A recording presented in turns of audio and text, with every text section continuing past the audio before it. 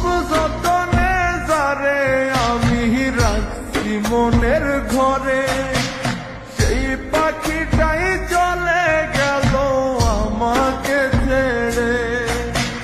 খুব যতনে যারে আমি রাখছি মনের ঘরে, সেই পাখিটাই চলে গেল আমাকে ছেড়ে।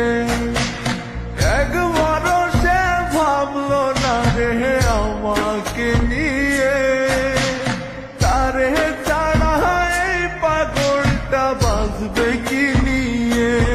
আমার পোষা পাখি উড়াল